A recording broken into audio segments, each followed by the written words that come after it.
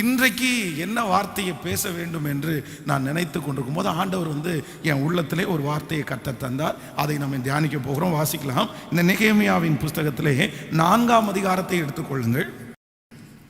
4ஆம் அதிகாரம் 16வது வசனத்திலிருந்து நம்ம வாசிக்க போகிறோம். அன்று முதற்கொண்டு என் வேலைக்காரரில் பாதி பேர் வேலை செய்தார்கள், பாதி பேர் ஈட்டியையும் பரிசையும் வில்லுகளையும் கவசங்களையும் பிடித்து நின்றார்கள். அதிகாரிகள் யூதா வம்சத்தார் எல்லாருக்கும் பின்னாக நின்றார்கள். அலங்கத்தை கட்டுகிறவர்களும் சுமை சுமக்கிறவர்களும் சுமை ஏற்கிறவர்களும் அவரவர் ஒரு கையினாலே வேலை செய்து மறு கையினாலே ஆயுதம் பிடித்திருந்தார்கள். ஆமென் சொல்லுங்கள். ஆண்டவருடைய பிள்ளைகளே, இந்த சம்பவம் என்ன அப்படின்னா, இந்த நெகேமியாவுக்கு விரோதமாய், இங்கே வேலை செய்கிறவர்களுக்கு விரோதமாய் சன்பல்லாத்து, தொபியா இப்படிப்பட்ட ஆட்கள் எழும்பி அந்த வேலையை எப்படியாவது நிறுத்தணும் அப்படின்னு அவங்க பிரயாசம் எடுக்கிறாங்க. இந்த வேலை நடக்கக்கூடாது, அவங்களுக்குள்ள பயங்கரமான பொறாமைகள் வருகிறது. நீங்கள் இதுக்கு முன்பாக வாசிப்பீர்களே, ஆனால் இதுக்கு முன்னாடியே கிட்டத்தட்ட அவங்க பல இடிந்து கிடக்கிற இடத்தை, வாசல்களை அவங்க கட்டிட்டே வர்றாங்க. ஒவ்வொரு இடமும் கட்டி முடிய எதிரில் இருக்கிற பொறாமை பிடித்த அந்த மனிதர்களுக்கு தாங்கலை. இல்லை இந்த வேலையை நம்ம நடக்க விடக்கூடாது, இந்த வேலையை இப்போவே ஸ்டாப் பண்ணணும் அப்படின்னு முயற்சி எடுத்து இவங்க ஒன்றுன்னா பண்ணிட்டு இருக்காங்க. கடைசியில் இவர்களுக்கு ஒரு பெரிய பிரச்சனை இந்த இடத்துல வருகிறது. ஆனால் இந்த நெகேமியா ஒரே ஒரு முடிவு எடுக்கிறாரு. நீங்கள் எவ்வளோதான் என்ன பிரச்சனை பண்ணுங்க, நீங்கள் எவ்வளோதான் எனக்கு விரோதமாக எழும்புங்க, ஆனால் நான் ஒன்று மட்டும் செய்ய மாட்டேன். எக்காரணம் கொண்டும் தொடங்கின இந்த வேலையை பாதியில் நான் நிறுத்தவே மாட்டேன். இந்த இடத்துல வேதம் சொல்லுகிறது, இவர்களை வேலை செய்ய விடாமல் தடுக்கிறாங்க. வேலை செய்ய விடாமல் தடுக்கும் போது ஒரு டீமை அவன் கூப்பிட்டு எல்லாருடைய கையிலையும் ஒரு ஆயுதம். கட்டட வேலை செய்யும் போது 2 கையினாலையும் தான் வேலை செய்யணும், ஒத்த கையினால வேலை செய்ய முடியாது. ஒத்த கையினால வேலை செய்கிறவங்க இந்த கட்டட வேலை செய்யும்போது ஒத்த கையில் யாராவது வேலை செஞ்சாங்கன்னா அவங்கள நடத்துகிற உரிமையாளர்கள் தான் அவங்கள சத்தம் போடுவாங்க. ஏண்டா சோம்பேறி, 2 கையிலையும் தூக்க முடியாதா, அதை 2 கையிலையும் எடுத்துகிட்டு வர முடியாதா? பொதுவாக கட்டட வேலை செய்வதற்கு 2 கரங்களும் நமக்கு தேவைப்படும். ஆனால் இப்போ இருக்கிற சிச்சுவேஷன் இவர்களுக்கு விரோதமாய் கொல்லுவதற்கு, இவர்களுக்கு விரோதமாய் வருவதற்கு ஒரு பெரிய கூட்டம் காத்திருக்கிறது. சண்டை போடுறதுக்காக இவங்க வேலையை எப்படியாவது இவங்களை கொன்று உயிரை எடுத்தாவது இவங்க வேலையை நிறுத்தணும் அப்படின்னு அவங்க பிளான் பண்றாங்க. அப்போ இந்த நெகேமியா எல்லாருடைய கையிலையும் ஒரு ஆயுதத்தை கொடுத்து, வேதம் சொல்லுது, ஒரு கையில ஆயுதத்தை பிடிச்சிட்டு இன்னொரு கையினால வேலை செஞ்சாங்களாமா. ஒரு கையில வேலை செஞ்சாங்களாமா. நம்மவா இருந்தா என்ன பண்ணியிருப்போம் அப்படின்னு சொன்னா, ரொம்ப பெரிய பிரச்சனையா இருக்குது, ஓயாமல் இவங்க பிரச்சனை பண்ணிகிட்டே இருக்காங்க.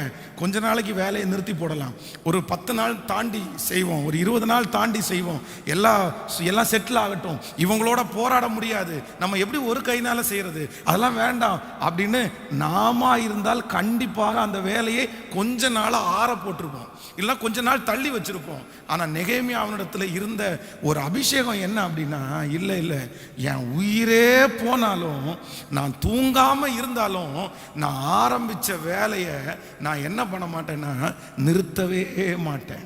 இன்றைக்கு ஆண்டவர் இந்த காலை வேளையில் நம்மோட என்ன பேசுறார் அப்படின்னா, உங்களுக்கு நிறைய தரிசனங்கள். இன்னைக்கு நிறைய பேர் தாங்கள் ஆரம்பித்த காரியத்தை ஏன் ஜெயிக்க முடியல, ஏன் வெற்றி அடையலை, அவங்க ஏன் ஒரு இடத்துல போய் உட்காரல, அவங்களுடைய பிஸ்னஸ் ஏன் வெற்றி அடையலை அப்படின்னா வேற எதுவுமே காரணம் இல்லை. எல்லாவற்றையும் ஆரம்பித்து நிறைய பேர் பாதியிலே விட்டுறாங்க. 50 தொழில் ஆரம்பித்தேன் சார், 25 தொழில் ஆரம்பித்தேன் சார், 10 இடத்துல வேலைக்கு போனேன் சார், 20 இடத்துல வேலைக்கு போனேன் சார். இல்லை, இப்படிப்பட்ட காரியத்தை ஆண்டவருடைய பிள்ளைங்க சொல்லக்கூடாது. ஒரு காரியத்தை ஆண்டவர் உங்களுக்கு திறந்து தந்து ஒரு காரியத்தில் நீங்கள் காலடி எடுத்து வைப்பீர்களே, ஆனால் அதில் எவ்வளவு போராட்டம் வந்தாலும் அந்த இடத்துல கர்த்தர் என்ன ஆசீர்வதிப்பார் என்கிற ஒரு பெரிய நம்பிக்கை ஆண்டவருடைய பிள்ளைகளுக்கு தேவை. நமக்கு ஏன் ஆசீர்வாதங்கள் தூரம் போகுது அப்படின்னா, நம்ம நிறைய பேர் புடுங்கி நடப்படுகிறோம். இன்றைக்கு இந்த இடத்துல இருக்கிறோம், 10 நாள் தாண்டி இன்னொரு இடத்துல புடுங்கி நடப்படுகிறோம். ஒன்று நினைத்து கொள்ளுங்கள், உங்களுடைய வியாபாரம் நஷ்டமாகிறதா, உங்கள் தொழிலில் நீங்கள் எதிர்பார்த்த அளவு வருமானம் உங்களுக்கு கிடைக்கலையா, நீங்கள் வேலை செய்கிற இடத்துல உங்களுக்கு திருப்தி இல்லையா, நீங்கள் அவ்வளோதான், எனக்கு இந்த இடத்துல திருப்தி இல்லை, எனக்கு இந்த இடத்துல எதிர்காலம் இல்லை அப்படின்னு நினச்சி உடனே அதை நிறுத்திடக்கூடாது. ஏனென்றால் சில ஆரம்பங்களை கர்த்தர் கர்த்தர் தான் உங்களுக்கு தர்றாரு. சில இடங்களில் ஆண்டவர் தான் உங்களை கொண்டு போய் உட்கார வைக்கிறாரு. சில இடங்களிலே சில வாய்ப்புகளை கொடுத்து சிலதை கர்த்தர் ஆரம்பிக்க பண்ணுகிறார். கர்த்தர் ஆரம்பிக்க பண்ணுவாரே, ஆனால் எந்த சூழ்நிலை வந்தாலும் அந்த இடத்துல உங்களை உயர்த்துறதற்கு கர்த்தர் வல்லவரா இருக்கிறார். நீங்க எடுக்க வேண்டிய ஒரே தீர்மானம், நான் எக்காரணம் கொண்டும் நான் என்ன பண்ண மாட்டேன்னா அதை ஸ்டாப் பண்ணவே மாட்டேன், நிறுத்தவே மாட்டேன். ஒருவேளை இன்றைக்கு இந்த சத்தத்தை கேட்கிறவர்கள் நஷ்டம் அடைஞ்சிருக்கலாம். பாஸ்டர், ஏகப்பட்ட பணத்தை நான் அதில் கொட்டிட்டேன், எத்தனையோ லட்சங்கள் அதில் போட்டேன், நான் ஆரம்பித்த நாள் முதற்கொண்டு நஷ்டத்தை தான் பார்க்குறேன், நான் லாபத்தை பார்க்கவே இல்லை. உங்களை மாதிரி நான் நினச்சேன், இல்லை இதில் நிறுத்தக்கூடாது, நம்ம தொடர்ந்து ஓடணும், நம்ம இன்னும் கொஞ்சம் செலவு பண்ணுவோம், இன்னும் கொஞ்சம் செலவு பண்ணுவோம். இப்படி நான் கடன்காரன் ஆனனே தவிர அதுலேருந்து ஒரு பெரிய வெற்றியை பார்க்கலன்ற ஒரு சந்தேகம் மனதுக்குள்ளே எழும்புமே. ஆனால் நான் சொல்கிறேன், பணத்தை கடன் வாங்கி நீங்க அதுல இன்வெஸ்ட்மெண்ட் பண்ண வேண்டாம். அதுல சோதனைகள் வரும்போது, குறைவுகள் வரும்போது நீங்கள் உங்களுடைய மனசை தைரியப்படுத்தி ஆண்டவரோட இணைந்து உங்களுடைய சரீர பலத்தை அதற்காக நீங்கள் பயன்படுத்தி அதை டெவலப் பண்ணணும். இல்ல அதை நான் நிறுத்தக்கூடாது, ஏதாவது ஒரு விதத்துல நீங்க செஞ்சிட்டு இருக்கணுமே தவிர நிறுத்துகிறது ஒரு தலைவனுடைய அழகே இல்லை. ஆமேன் சொல்லுங்க. அது ஊழியமா இருக்கலாம், அது எந்த காரியமா இருக்கலாம், ஆரம்பிச்சதை அதை முடிகிற வரைக்கும் கொண்டு போகிற அபிஷேகத்தை கர்த்தரிடத்துல நம்ம கேட்டு பெற்றுக்கொள்ளணும். நம்மகிட்ட இருக்கிற ஒரு மிகப்பெரிய பலவீனம் என்ன அப்படின்னா, எல்லாத்தையும் ஆரம்பிச்சு விடுறோம், எல்லாத்தையும் ஆரம்பிச்சு விடுறோம், ஜெபத்தை ஆரம்பிச்சு விடுறோம், பைபிள் ரீடிங் ஆரம்பிச்சு விடுறோம். ஆனால் ஆரம்பிக்கிறது மட்டும்தான் நம்ம செய்கிறோமே தவிர நம்ம யாரும் முடிக்கிறது இல்லை. ஆனால் வேதம் சொல்லுகிறது, ஆரம்பத்தை விட ஒரு காரியத்தினுடைய துவக்கத்தை பார்க்கலாம் கர்த்தர் முடிவின் பேரிலே பிரியமா இருக்கிறார். நீ ஆரம்பிக்கிறது பெருசு இல்லப்பா, நீ ஆரம்பிக்கிறது பெருசு இல்லை, முடிவு வரைக்கும் நீ அதிலே இருக்க வேண்டும். இன்றைக்கு ஒரு தீர்மானம் எடுங்க. நஷ்டப்பட்ட காரியங்கள், நீங்கள் நிறுத்தின எல்லா காரியங்களையும் நீங்கள் சீர்தூக்கி பார்த்து, இல்லை அதற்காக நான் இன்னும் கொஞ்சம் உழைப்பை நான் செலவு பண்ணுவேன், அதற்காக இன்னும் கொஞ்சம் ஜபத்தை நான் செலவு பண்ணுவேன், அதற்காக இன்னும் கொஞ்சம் நான் யோசிக்க ஆரம்பிச்சிருவேன், அதற்காக கொஞ்சம் தூங்காமல் இருந்து அந்த காரியத்தை செஞ்சு திரும்பி அதெல்லாம் கிளியர் பண்ணுங்க, அதெல்லாம் தட்டி எடுங்க. நான் சொல்றேன், நம்முடைய தேவனாகிய கர்த்தர் உங்களோடு கூட இருப்பாரே, ஆனால் நீங்க எந்த இடத்துல போனாலும் என்ன செஞ்சாலும் அதுல கர்த்தருடைய கரம் இருக்குமே, ஆனால் உங்களை அதுல ஆசீர்வதிக்கிறதற்கு கர்த்தர் வல்லவராய் இருக்கிறார். இன்றைக்கு இந்த ஜெபத்துல யாரோ ஒருத்தர் நினைச்சிட்டு இருக்கலாம், நான் நிறுத்த போறேன் பாஸ்டர், இதுக்கு மேல நான் ஓட மாட்டேன், இதுக்கு மேல நான் தொடர மாட்டேன், இதுக்கு மேல தொடரக்கூடிய சக்தி என்னிடத்துல இல்லை. நான் நம்புறேன், இல்லை இல்லை இல்லை இல்லை, கர்த்தர் கொடுத்ததை நிறுத்தாதீங்க, கர்த்தர் கொடுத்ததை நிறுத்தாதீங்க. நீங்க உட்கார்ந்து யோசிங்க, இந்த காலத்துக்கு தகுந்த மாதிரி எப்படி பண்ணலாம், இந்த காலத்துல என்ன செய்யலாம், எப்படி பண்ணினா இதை முன்னேற்ற முடியும், பணமே இன்வெஸ்ட் பண்ணாம இதை மேல கொண்டு வர்றது எப்படி, இதை நிறுத்தாம கொண்டு போறது எப்படின்னு நீங்க தேவ சமூகத்துல உட்கார்ந்து யோசிங்க. நிச்சயமா சொல்றேன், கர்த்தர் உங்களுக்காக யுத்தம் பண்ணி அந்த காரியத்தை வாய்க்க பண்ணி உங்களோடு கூட இருந்து ஒரு வெற்றியை உங்களுடைய கண்கள் பார்க்கும்படி ஆண்டவர் உதவி செய்கிற வல்லவராய் இருக்கிறார். எத்தனை பேர் ஆமோதிக்கிறீங்க? கைகளை மேலே உயர்த்தி சொல்லுவோம், ஆண்டவரே எனக்கு ஒரு கிருபை கொடுங்க. எதை ஆரம்பிச்சாலும் பாதி வழியில நான் விடக்கூடாது. இதுவரையிலும் ஒருவேளை உங்களுடைய வாழ்க்கையிலே பாதி வழியிலே விடுகிறது போல ஒன்று இருந்திருக்கலாம். இதுவரையிலும் எதுவுமே நான் ஃபினிஷ் பண்ணல, எதையுமே நான் வெற்றி காணல, எல்லாமே அறகுறை, எல்லாமே பாதியில கிடக்குது, எல்லாமே நிறுத்தப்பட்டு கிடக்கிறது. ஆனா இந்த காலை வேளையில இந்த 9வது நாள் கையை உயர்த்தி, இயேசுவே என் தலை மேல இந்த நெகேமியாவுடைய அபிஷேகம் வைக்கணும். இனி நான் ஆரம்பித்ததை சொல்லுங்க, இனி நான் ஆரம்பித்ததை, ஆண்டவரே இனி நான் எடுத்த தீர்மானத்தை, இனி எனக்கு கர்த்தர் கையில கொடுத்ததை கடைசி வரைக்கும் நான் நிறுத்தாம அதை செய்யக்கூடிய, அதுல வெற்றியை காண்கிற வரைக்கும், அதுல அற்புதத்தை காண்கிற வரைக்கும் நான் நிறுத்தாம இருக்கக்கூடிய ஒரு பாக்கியத்தை சொல்லுவோம். ஆண்டவரே நீர் எனக்கு தாரும், நீர் எனக்கு தாரும், நீர் எனக்கு தாரும். ஹல்லேலூயா. பரிசுத்தவான்களுடைய அபிஷேகமே என்ன அபிஷேகம் அப்படின்னா, நிறுத்தாம இருக்கிறதா அபிஷேகம். ஒரு மிகப்பெரிய ஊழியக்காரர் கிராமத்தில் ஊழியம் செய்யும் போது, அந்த ஊழியத்தை செய்து கொண்டிருக்கும் போது பக்கத்தில் இருக்கிறவங்க எல்லாம் வந்து பயங்கரமாக பிரச்சனை பண்ணி அவர் கட்டின சர்ச்சை வந்து இழுத்து மூட பண்ணினார்கள். அந்த சர்ச்சில் வந்து கிட்டத்தட்ட ஒரு 15 ஃபேமிலி வந்துட்டு இருந்தாங்க. எல்லாம் உடஞ்சிருச்சு. அந்த இடத்துல வந்து ஆராதனை நடத்தக்கூடாதுன்னு சொல்லி அவங்க எல்லாம் அவரை வந்து போலீஸ் ஸ்டேஷனில் பிடிச்சிட்டு போய் அவர்கிட்ட வந்து லெட்டரில் சைன் வாங்கிட்டாங்க, இனி இந்த இடத்துல நான் ஆராதனை நடத்த மாட்டேன் அப்படின்னு. இவரும் அந்த இடத்துல வந்து அந்த சைன் அந்த போட வேண்டிய ஒரு சூழ்நிலைக்கு தள்ளப்பட்டார். இல்லை அப்படின்னா அந்த பிரச்சனையை சால்வ் பண்ண முடியாதுன்னு அங்கே இருக்கிற அரசு தலைவர்கள் எல்லாம் பயங்கரமாக அவரை மிரட்டிட்டாங்க. உடனே இவர் லெட்டர் எழுதி, சரி இந்த இடத்துல நடத்தலை அப்படின்னு லெட்டர் எழுதி கொடுத்துட்டாரு. லெட்டர் எழுதி கொடுத்துட்டு இந்த 15 பேரையும் கூட்டி ஒரு இடத்துல ஆராதனை பண்ணதுக்கு தடை பண்ணாங்கல்ல, அந்த 15 பேரையும் ஒரு இடத்துக்கு கூப்பிட்டு சொன்னார், இனி ஒரு இடத்துல சர்ச்சு கிடையாது, இனி 15 இடத்துல சர்ச்சு. உங்க ஒவ்வொருத்தருடைய வீட்டிலையும் நான் சர்ச்சை நடத்த போறேன். ஒரு வீட்டுக்கு 5 பேரை நம்ம ஆதாயப்படுத்தினா போதும் அப்படின்னு அவருடைய ஊழிய எல்லையை அப்படியே விரிவாக்கி 15 வீடுகள்லையும் ஒரு பிரேயர் ஆரம்பிச்சிட்டாரு.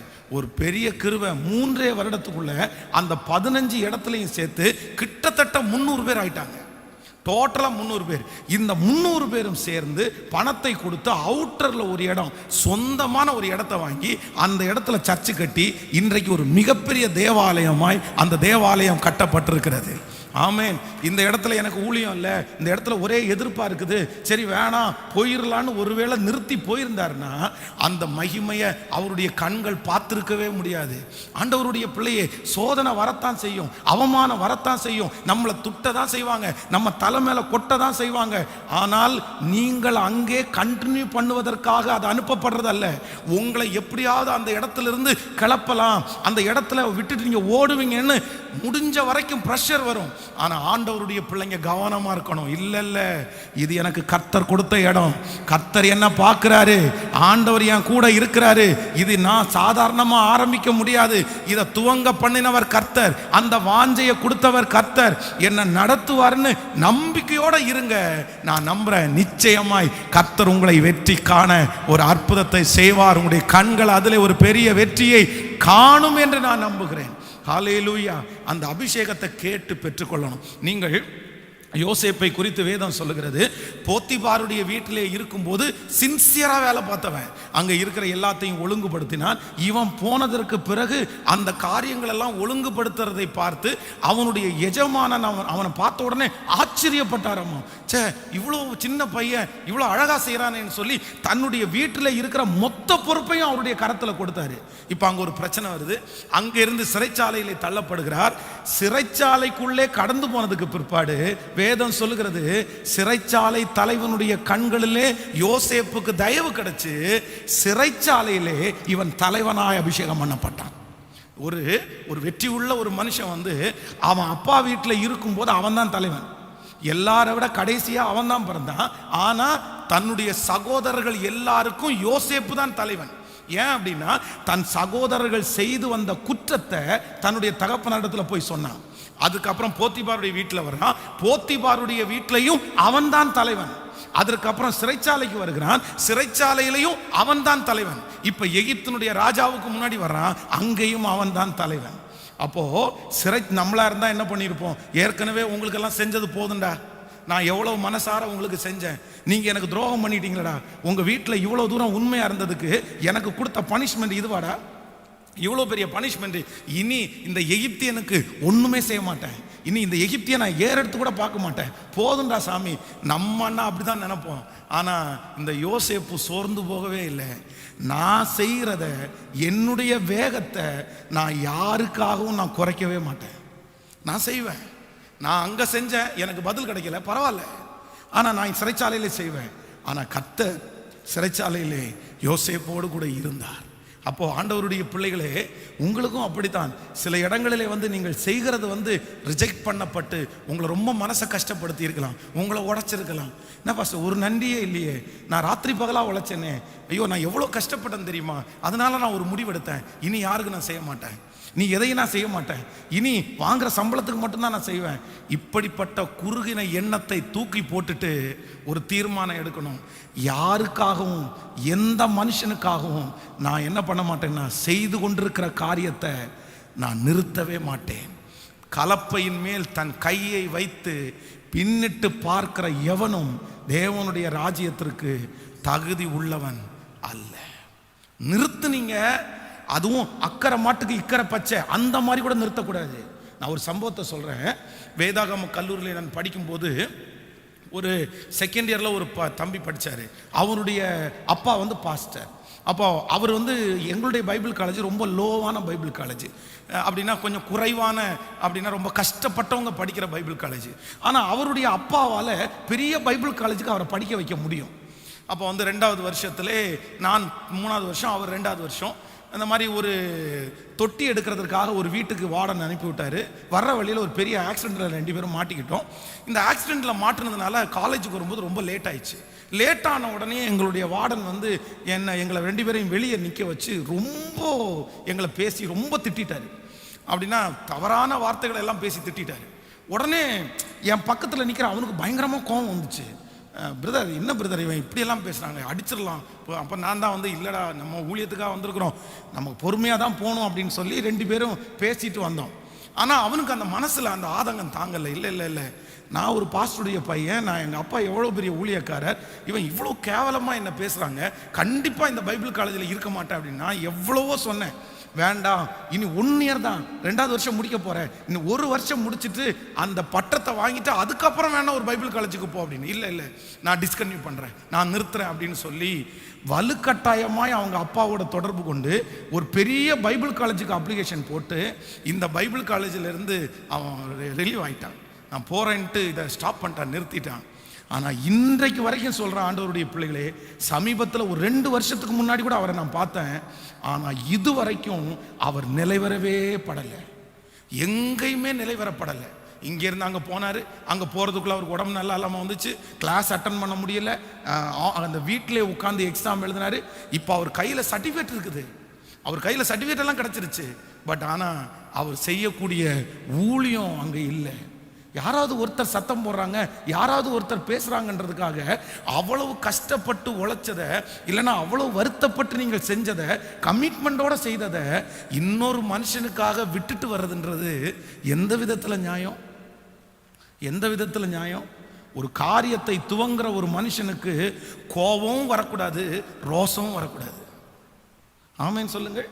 அதை வெற்றியாக முடிக்கணும்னா உங்களுக்குள்ள ரோசமும் கோபமும் இருந்தால் கண்டிப்பாக வெற்றியாக முடிக்க முடியாது. உங்கள் கோபமும் உங்கள் ரோசமும் உங்கள் எதிர்காலத்தை பாதிக்கின்றதை மறந்துடாதீங்க, உங்களை நஷ்டப்படுத்துறதுன்றதை மறந்துடாதீங்க, உங்கள் உழைப்பை அது ஒன்றும் இல்லாமல் போக பண்ணுறதுன்றதை மறந்துடக்கூடாது. இல்லை, நான் என்ன எப்படி பேசலாம், அதுக்காக விட்டு வந்துட முடியுமா? அதுக்காக தூக்கி போட்டு ஓடிட முடியுமா? இல்லை, எக்காரணம் கொண்டும் எதற்காகவும் நான் ஆரம்பித்ததை மட்டும் ஃபினிஷ் பண்ணாமல் என்ன பண்ண மாட்டேன்னா முடிக்கவே மாட்டேன். ஒவ்வொரு வாலிப தம்பிக்கும் தங்கச்சிக்கும் சொல்கிறேன், உன்னை ஆரம்பித்த படிப்பாக இருக்கலாம், வேலையாக இருக்கலாம், உனக்கு திருப்தியே இல்லைன்னா கூட நீ கண்டினியூ பண்ணிடு, நீ நிறுத்திடாது. அதை முழு மனசு. நான் என்ன சொல்கிறேன் அப்படின்னா, அதை ஆசீர்வதிக்கிறவர் கர்த்தர். அது உனக்கு திருப்தி இல்லையா, அது திருப்திகரமாய் மாறுவதற்கு ஆண்டவரிடத்தில் கிருபையை கேளுங்க.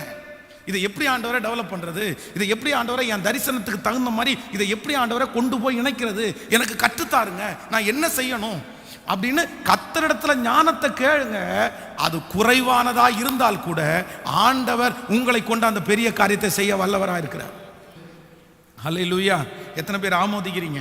ஈசாக்கை குறித்து வேதம் சொல்லுகிறது, ஈசாக்கு முதல்ல ஒரு துறவை தோண்டுகிறான், அதை தூர்த்து போட்டார்கள், அதற்கு ஏசேக்கு அப்படின்னு பேர் வைக்கிறான். 2வது ஒரு துறவை தோண்டினான், அதற்கு அதையும் தூர்த்து போட்டார்கள், அதற்கு சித்னா என்று பெயர் எடுக்கிறான். 3வது ஒரு துறவை தோண்டுகிறான், அதற்கு ரகபோத்தி என்று பெயர் எடுக்கிறான். ஆனா அவர்கள் அதனோட வாக்குவாதம் பண்ண வரல. நீங்க அதுக்கப்புறம் திருப்பியும் வாட்சி பார்த்தீங்க அப்படின்னா அடுத்தொரு துறவை தோண்டினான்.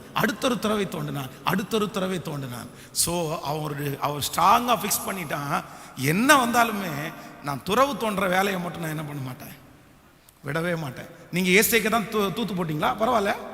சித்தனாவை தூத்து போட்டீங்களா, பரவாயில்ல. ஒரு ஏசேக்கு போனா ஒரு சித்தனா இருக்குது, ஒரு சித்தனா போனா ஒரு ரகபோத்து இருக்குது. ஹல்லேலூயா. நான் இந்த ஜபத்தில் இருக்கிற இந்த கலந்து கொண்ட ஒவ்வொருத்தருக்கும் தீர்க்க தரிசனமா சொல்றேன், மனுஷன் ஒரு ஏசேக்க மூடலாம், ஒரு சித்தனாவை மூடலாம், ஆனா என் கர்த்தர் உங்களுக்காக ஒரு ரகபோத்தை கர்த்தர் வச்சிருக்கிறாரு. அந்த கர்த்தர் வச்சிருக்கிற ரகபோத்தை யாருமே அழிக்க முடியாது, யாருமே தூர்த்து போட முடியாது. அங்கே உங்களோட வழக்காடுகிறவர்கள் இல்லை, அங்கே உங்களோட எதிர்ப்பவர்கள் இல்லை, அங்கே கர்த்தர் உங்களோடு கூட இருக்கிறார். அங்கதான் கர்த்தர் உங்களுக்கு பெருக்கத்தை கட்டளையிட போறாரு, அங்கதான் கர்த்தர் உங்களுக்கு உயர்வை கட்டளையிட போறாரு. ஸோ நீங்க என்ன பண்ணக்கூடாதுன்னா, எருசலேம் அவர் சிறப்படுத்துற வரைக்கும் உங்களை நாங்கள் விட மாட்டோம் ஆண்டவரே, நான் நிறுத்த மாட்டேன் ஆண்டவரே. இந்த 21 நாள் மட்டுமல்ல, நீங்க நினைத்திருக்கிற அந்த காரியத்தை கர்த்தர் கைகூடி வர பண்ணுகிற வரைக்கும், கர்த்தர் அதை அடைகிற வரைக்கும், அதை ஓப்பன் பண்ற வரைக்கும், அதை குறித்து சாட்சி சொல்ற வரைக்கும் நீங்க யாரையே பிடிக்கணும்னா கர்த்தரையே கர்த்தரையே கர்த்தரையே நான் நிறுத்த மாட்டேன் ஆண்டவரே. யாக்கோபை குறித்து வேதம் சொல்லுகிறது, அவனுக்கு எப்பவுமே தான் முன்னேறணும் அப்படின்ற ஒரு எண்ணம் அவனுடைய மனசுல இருந்துட்டே இருக்கும். சின்ன வயசுலயே நல்லா வரணும், நம்ம எல்லாருக்கும் முன்னாடி சாட்சியா வாழணும், நம்ம ஒரு பெரிய வசதி உள்ளவங்களா இருக்கணும் அப்படின்ற ஒரு எண்ணம் அந்த தரிசனம் சின்ன வயசுலயே இருக்குது. ஆனா திடீர்னு மாமனார் வீட்டுக்கு வந்த உடனே பாத்தீங்க அப்படின்னா அவன் கொஞ்சம் தடுமாற்றம் அவனுக்குள்ள வருது. அதுக்கு ஒரு 7 வருஷம் அப்படியே கஷ்டமாகுது. ஆனா இப்போ அவன் மாமனாரை கூப்பிட்டு சொல்றாரு, ஏற்கனவே என் சம்பளத்தை 10 விசை ஏமாத்திட்டீங்க. நான் 2 பிள்ளைகளுக்காக கிட்டத்தட்ட 14 வருஷம் உங்களுக்கு நான் உழைச்சேன். ஆனா இப்போ என்னுடையதாவது எனக்கு வேணும். உடனே அவங்க மாமனார் சொல்றாரு, சரி நீ வந்ததுக்கு பிறகு நிறைய ஆசீர்வாதம் வந்துச்சுன்றத குறிப்பினால அறிஞ்சிருக்கிறேன், உனக்கு என்ன வேணும், உனக்கு என்ன ஷேர் வேணும்? உடனே அவன் என்ன சொல்லுவானா, எனக்கு ஷேர் எல்லாம் வேணாம், எனக்கு ஒரு தொழிலை கொடுங்க, நான் உங்களுக்கு முன்னாடி தனியாக ஆடு மேய்க்கிறேன், நீ உங்களுடைய ஆடுகளையும் தனியாக மேய்க்கிறேன், என்னுடையதை நான் வச்சுக்கிறேன், உங்களுடையதை நீங்கள் வச்சுக்கோங்க. அவனுடைய கடின உழைப்பு, அவனுடைய ஞானமான உழைப்பு மாமனாரை விட 10 வருஷம் சம்பளத்தை ஏற்றினாரு, 14 வருஷம் அவங்க 2 பிள்ளைகளுக்காக வேலை செஞ்சாரு. அடுத்து இருக்கிற ஷார்ட் டைமில் அவரை விட இவர் பெரிய ஆளாயிட்டார். ஏன் அப்படின்னா ஒரே தரிசனம், நான் வந்த நோக்கம் வேற, ஆனால் இடையில டிஸ்டர்ப் ஆயிட்டேன். ஆனால் அதை நான் என்ன செய்ய மாட்டேன்னா நிறுத்த மாட்டேன், ரீகலெக்ட் பண்ண ஆரம்பிச்சிருவேன். அந்த மூடப்பட்ட துறவுகளை எல்லாம் ஒவ்வொரு தேவனுடைய பிள்ளைகளும் இப்பொழுது தோண்ட ஆரம்பிங்க. நான் செய்வேன் ஆண்டவரே. இது நிறைய பேருக்கு தீர்க்க தரிசனமான செய்தி. சோர்ந்து போகாத மகளே, உடைந்து போகாத மகளே, அவமானங்கள் நிந்தைகளை பார்த்து உன்னுடைய மனதை தளர விடாத, தொடர்ந்து ஓடு, கர்த்தர் உன் கூட இருக்கிறார்ன்றதை ஆண்டவர் நிரூபிக்கிறார். ஹல்லேலூயா. இந்த வேதத்தை இந்த சம்பவத்தை எனக்கு வாசிக்கும் போது அதை வாசிக்க எனக்குள்ள ஒரு பெரிய ஆனந்தம் வந்துச்சு. அப்படின்னா இந்த தேவனுடைய மனுஷன் நெகேமியா நிறுத்துறதற்காக இவனுக்கு என்னென்ன போராட்டம் வந்துருச்சு அப்படின்றத நான் நேற்றைக்கு இரவில் கொஞ்சம் தியானிச்சுட்டே இருந்தேன். அப்போ வாசிக்கும் போது நீங்கள் வாசிக்கலாம். நெகேமியா 2ஆம் அதிகாரத்தில் 18-19 வாசிக்கும் போது, 18ஆம் நெகேமியாவின் புஸ்தகம் 2ஆம் அதிகாரம் 18வது 19வது வசனத்தை வாசிக்கலாம். என் தேவனுடைய கரம் என்மேல் நன்மையாய் இருக்கிறதையும் ராஜா என்னோட சொன்ன வார்த்தைகளையும் அவர்களுக்கு அறிவித்தேன். அப்பொழுது அவர்கள் எழுந்து கட்டுவோம் வாருங்கள் என்று சொல்லி அந்த நல்ல வேலைக்கு தங்கள் கைகளை திடப்படுத்தினார்கள். ஓரேனியனாகிய சன்பல்லாத்தும் அம்மோனியனாகிய தொபியா என்னும் ஊழியக்காரனும் அரேபியனாகிய கேஷேமும் இதை கேட்டபோது எங்களை பரியாசம் பண்ணி எங்களை நிந்தித்து, நீங்கள் செய்கிற இந்த காரியம் என்ன, நீங்கள் ராஜாவுக்கு விரோதமாக கலகம் பண்ண போகிறீர்கள் என்றான். கவனிங்க, இது நம்பர் 1 ஃபர்ஸ்ட் டைம். என்ன அப்படின்னா அவன் ஆரம்பிச்ச உடனே அப்பதான் ஆரம்பிக்கிறாரு. வெளியூர்ல இருந்து தன்னுடைய மனசுல தரிசனத்தை வச்சு இப்போ அந்த தரிசனத்தை எல்லார்கிட்டையும் ஷேர் பண்ணி, இந்த மாதிரி அலங்கம் இடிஞ்சு கிடக்குது, நம்ம எல்லாம் எழுந்து கட்டுவோம் அப்படின்னு சொன்ன உடனே எல்லாருமே அங்க இருக்கிறவங்க கை கொடுத்து, சரிங்க உங்களோட நாங்க நிக்கிறோம், எழுந்து கட்டுவோம்னு எல்லாரும் சொன்ன அடுத்த நிமிஷத்துல ஆரம்பிச்ச உடனே அவன் என்னதான் சந்திக்கிறான் அப்படின்னா எதிர்ப்பை தான் சந்திக்கிறான். நம்மளா இருந்தா ஒரு காரியத்தை துவங்கும் போது ஒரு எதிர்ப்பு வந்துச்சுன்னா என்ன நினைப்போம் அப்படின்னு சொன்னா, அவ்வளோதான், இந்த காரியம் கர்த்தருக்கு சித்தம் இல்லை. ஆரம்பித்த உடனே இவ்வளோ பெரிய எதிர்ப்பு, முடிக்கும் போது என்ன பண்ணுவாங்க, ஐயோ வேணாப்பா சாமி, நமக்கெல்லாம் போராடவே முடியாதுப்பா, நம்ம விட்டுட்டு போயிடுவோம். ஆனால் வேதம் சொல்லுது, அவன் தொடங்கின அன்னைக்கே பிரச்சனை ஆரம்பிக்குது. ஆனால் அந்த பிரச்சனையை கண்டுக்கவே இல்லை, தொடர்ந்து அந்த வேலையை செய்கிறதற்கு தன்னுடைய இருதயத்தை சாய்த்து விட்டான். ஆண்டவருடைய பிள்ளையே, தொடங்கின உடனே, உங்களுக்கு ஆரம்பிச்ச உடனே, அந்த தரிசனத்தை சொன்ன உடனே ஒருத்தர் ஆப்போசிட்டா பேசலாம், எதிர்ப்பா பேசலாம், மைனஸா நெகட்டிவா பேசலாம். சோர்ந்து போகாதீங்க. இல்ல, என்னை ஆரம்பிக்க பண்ணினவர் என்னை முடிக்க பண்ணுவதற்கும் வல்லவராயிருக்கிறார். இப்போ ஆரம்பிச்ச உடனே பிரச்சனை பண்ணாங்களா, அதுக்கப்புறம் பாருங்களேன், இப்போ கிட்டத்தட்ட ஒரு 5 வாசலை கட்டி முடிச்சிருவாங்க. அந்த பாதி மட்டும் ஏறிடும். பில்டிங் காம்பவுண்ட் சுவரில் அலங்கம் கிட்டத்தட்ட பாதி வேலையை முடிச்சிருவாங்க. நீங்கள் 3ஆம் அதிகாரத்தில் எடுத்துக்கொள்ளுங்கள். 3ஆம் அதிகாரம் 1வது வசனத்தை வாசிக்கும் போது, அப்பொழுது பிரதான ஆசாரியனாகிய எலியாப்சீமின் அவன் சகோதரனாகிய ஆசாரியர்களும் எழுந்து ஆட்டு வாசலை கட்டினார்கள். 3வது வசனத்தை வாசிங்க. மீன் வாசலை அசனையாவின் குமாரன் கட்டினான், அதற்கு உத்திரம் பாவி, அதற்கு கதவுகளையும் பூட்டுகளையும் தாழ்பால்களையும் போட்டான். நீங்கள் அப்படியே 13வது வசனத்தை வாசிங்க. 3ஆம் அதிகாரம் 13வது வசனத்தை வாசிப்பீர்களானால், பள்ளத்தாக்கு வாசலை ஆனூனும் சானோவிக்கின் குடிகளும் பழுது பார்த்து கட்டினார்கள். அப்படியே 14வது வசனம் குப்பை மேட்டு வாசலை, அதுக்கப்புறம் 15வது வசனம் உருணி வாசலை. இப்படி கிட்டத்தட்ட 5 வாசல்களை வந்து கட்டி முடிச்சிட்டாங்க. 5 அப்படின்னா ஏறக்குறைய பில்டிங் வேலையில் பாதி வேலை முடிஞ்சிருச்சு.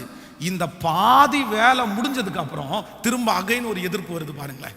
ஃபர்ஸ்ட் ஆரம்பிக்கும் போது எதிர்ப்பு வந்துச்சு, ஆனால் வேலையை நிறுத்தலை.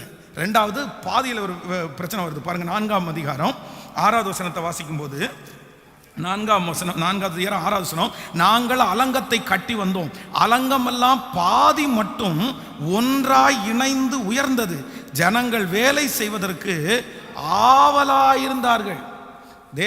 ஜனங்கள் எப்படி இருந்தாங்களாமா, இந்த பாதி பில்டிங் பார்த்த உடனே ஜனங்களுக்குள்ளெல்லாம் ஒரே பெரிய சந்தோஷம் வருது. சே, அவ்வளோதான்டா, முடிஞ்சிரும், நம்ம கட்ட ஆரம்பிச்சிட்டோம், பாதி வேலை முடிஞ்சிருச்சு.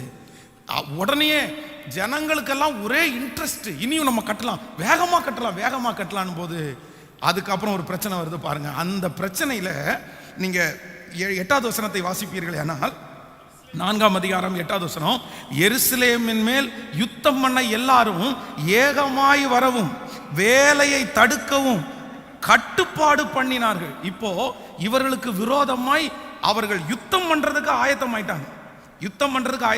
இல்லை, நாங்கள் இனி உங்களை விடுறது மாதிரி இல்லை அப்படின்னு. நீங்கள் அடுத்த வசனத்தை அப்படி வாசிக்கும் போது தொடர்ந்து வாசிங்க. ஆனாலும் எங்கள் தேவனை நோக்கி ஜெபம் பண்ணி அவர்கள் நிமித்தம் இரவும் பகலும் ஜாமக்காரரை வைத்து, அப்பொழுது யூதா மனிதர் சுமைக்காரரின் பலன் குறைந்து போகிறது, மண் மேடுகள் மிச்சமா இருக்கிறது, நாங்கள் அலங்கத்தை கட்டக்கூடாது. ஹலோ, 2 வசனத்துக்கு முன்னாடி என்ன சொன்னாங்க? 2 வசனத்துக்கு முன்னாடி அலங்கத்தினுடைய பாதி வேலை நடந்த உடனே இவங்களுக்குள்ள என்ன ஆச்சு? உற்சாகமா இருந்தவங்க இப்ப 2 வசனம் தாண்டி இவங்க எல்லாம் யுத்தம் பண்ண வந்ததுக்கு அப்புறம் வேலைக்காரர்களுடைய சுமை சுமக்கிற வேலை தடைபட்டு மண்மேடுகள் குவியலா நிக்கிறத பார்த்த உடனே இவங்களுக்குள்ள எல்லாருக்குள்ளேயும் என்ன வந்துச்சு அப்படின்னா சலிப்பு வந்துருச்சு. ஆனா அவங்க உற்சாகமா இருக்கும் போதும் நெகேமியா வேலையை நிறுத்தல, அவங்க சோர்ந்து போகும்போதும் நெகேமியா வேலையை நிறுத்தவே இல்லை. அவ்வளவுதான், மண்மேடுகள்லாம் குவியலா இருக்குது. என்னப்பா பழையது மாதிரி வேலை எதுவும் ஆகலை, போன வாரம் வரைக்கும் ஸ்பீடா நடந்துருச்சு, எல்லாரும் இன்னும் ஈஸியா 3 மாசத்துல செய்யறத ஒரே மாசத்துல முடிப்போம்.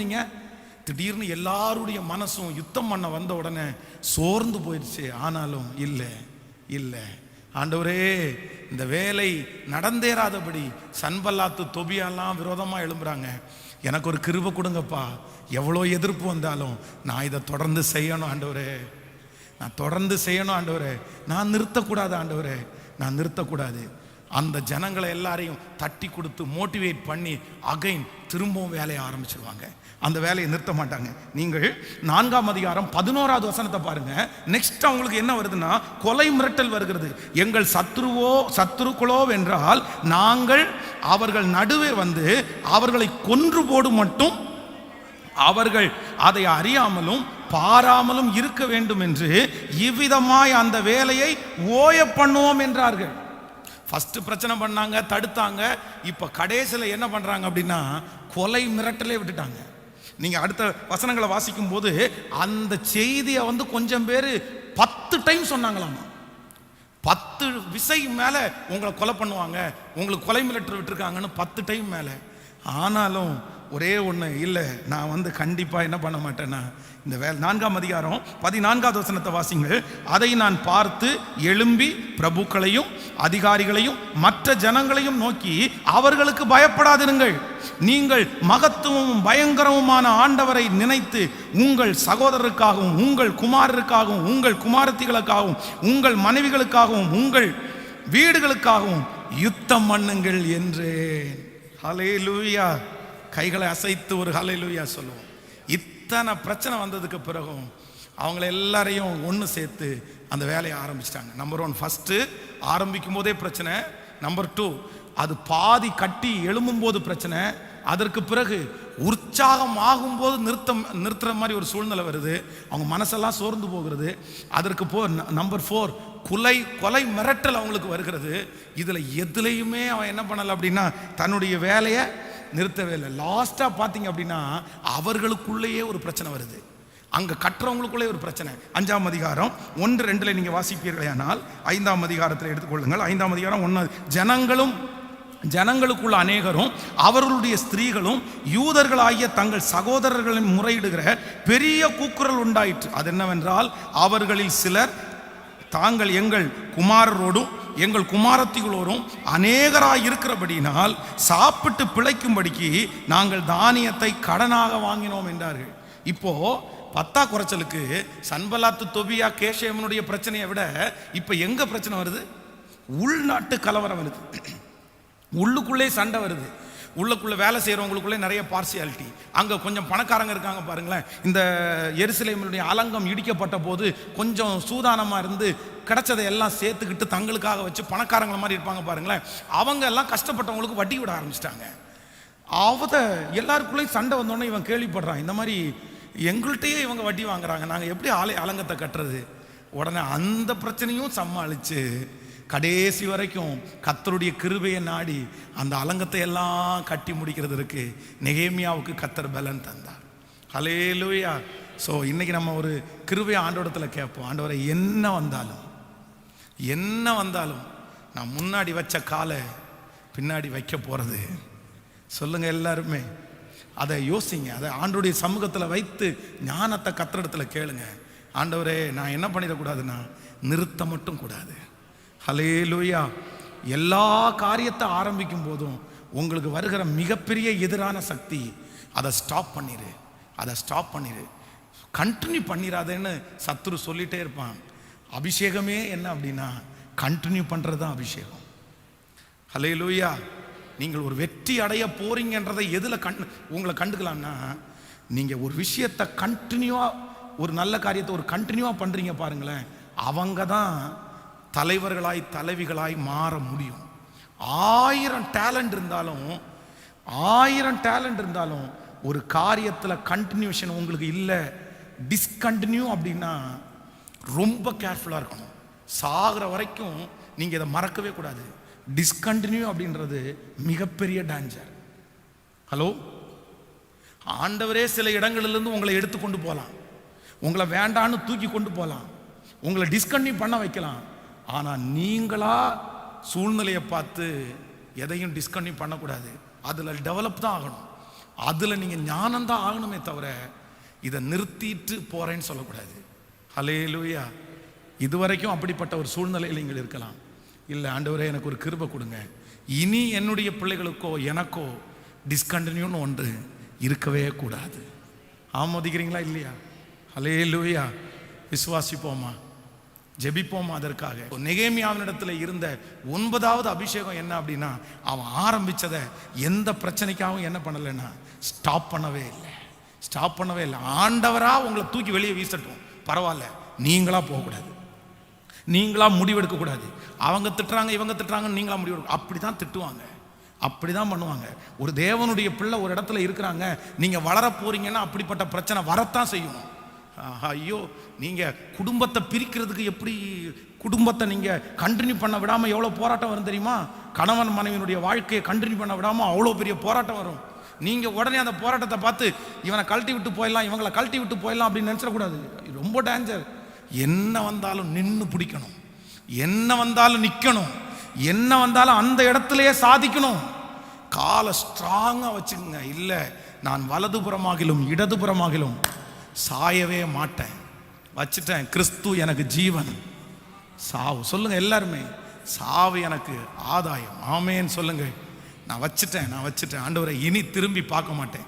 நான் ரொம்ப அழகான இயேசுவின் முன்னே போக துணிந்தேன், இனி என்ன பண்ண மாட்டேன்னா பின்னோக்க மாட்டேன். சிலுவை என் முன்ன, இயேசு என் முன்ன, உலகம் என் பின்ன, மனுஷங்க என் பின்ன, நான் பின்னோக்க மாட்டேன், திரும்பி பார்க்க மாட்டேன், திரும்பி பார்க்க மாட்டேன். எனக்கு முன்பாக இருக்கிற இயேசுவும் அவர் ஆரம்பிச்சதை எவ்வளோ பெரிய பிரச்சனை வந்தும் அவர் நிறுத்தவே இல்லை, நிறுத்தவே இல்லை. அவர் கண்டினியூவாக செஞ்சு முடிச்சுட்டு தான் போனார். நானும் சொல்கிறேன், இந்த உலகத்தை விட்டு நீங்களும் நானும் கர்த்தருடைய வருகை தாமதிக்குமானால் போகும்போது எப்படி தான் போகணும்னா, உங்கள் ஓட்டத்தில் ஃபினிஷ் பண்ணிட்டு தான் முடிக்கணும். நீங்கள் நல்ல போராட்டத்தை போராடினேன், ஓட்டத்தை முடித்தேன், விசுவாசத்தை காத்துக்கொண்டேன், இது முதல் நீதியின் கிரீடம் எனக்காக. நான் ஓட்டத்தை முடிக்காமல் இந்த உலகத்தை விட்டு போகக்கூடாது. என் ஓட்டத்தினுடைய ஃபினிஷிங், அந்த முடிவை நான் பார்க்கணும், முடிச்சிடணும். பாதி வழியில் விட்டுட்டு போகிறதுக்காய் கர்த்தர் அழைக்கலை. இடையில இந்த உலகம் வேணாம், இந்த வேலை வேணாம், என்னை எடுத்துக்கொள்ளும் ஆண்டவரே அப்படின்னு சொல்றதுக்காக கர்த்தர் அழைக்கல. சோர்ந்து போய் உட்கார்றதற்கு ஆண்டவர் உங்களை அழைக்கல. அவ்வளவுதான், நான் கண்டினியூ பண்ண முடியாது அப்படின்னு சொல்றதற்காக ஆண்டவர் அழைக்கல. மலை போல பிரச்சனை வந்தாலும் அதை மெழுகு போல உருகி போக பண்ணுகிற கர்த்தர், ஜீவாதி தேவனாகிய கர்த்தர் உங்களோடும் என்னோடும் இருக்கிறார். உங்களோடும் என்னோடும் இருக்கிறார். பலன் கொண்டு திடமனதாயிரு, திகையாதே, கலங்காதே. நீ போகும் இடமெல்லாம் நான் உன்னோடு கூட இருந்து உன்னை அதிசயமாய் மோசையோடு இருந்தது போல நான் உன்னோடும் இருப்பேன். நான் உன்னை விட்டு விலகுவதும் இல்லை, உன்னை கைவிடுவதும் இல்லை. ஹல்லேலூயா. இந்த பாதி வழியில் போகிறதுக்காக ஜெபம் பண்ணக்கூடாது. என்ன எடுத்துருங்க ஆண்டவரே, நான் செத்தா நல்லா இருக்கும், நான் போனால் நல்லா இருக்கும், இப்படிப்பட்ட வாயில் அந்த வார்த்தை வரவே கூடாது. அந்த வாயில் அந்த வார்த்தை வரக்கூடாது. உங்கள் ஓட்டத்தை இடையில முடிக்கிறதுக்கு நீங்கள் ஆசைப்படவே கூடாது. அந்த நீங்கள் பூரண ஆயுசோடு தான் நீங்கள் மறிக்கணும். கர்த்தரே உங்களை எடுத்துக்கணும். நம்ம வாழ்க்கையை நம்ம முடிக்கிறதுக்கு மனசில் அந்த எண்ணமே வரக்கூடாது. ஒரு வெற்றியை பார்க்காம இந்த உலகத்தை விட்டு நான் போக மாட்டேன் ஆண்டவரே. ஹல்லேலூயா. உங்கள் பிள்ளைக்காக ஜெபிக்கிறீர்களா? உங்களுடைய வம்சத்திற்காக ஜெபிக்கிறீர்களா? உங்கள் வருமானத்திற்காக ஜெபிக்கிறீர்களா? ஆனால் ஒரு பதிலும் காணலையே. ஜெபிக்க நஷ்டத்தை தானே பார்க்குறேன். ஜெபிக்க என் பிள்ளை பின்மாற்றத்துக்கு தானே போகிறாங்க. இல்லை, கர்த்தர் சீக்கிரம் நியாயம் செய்வார்.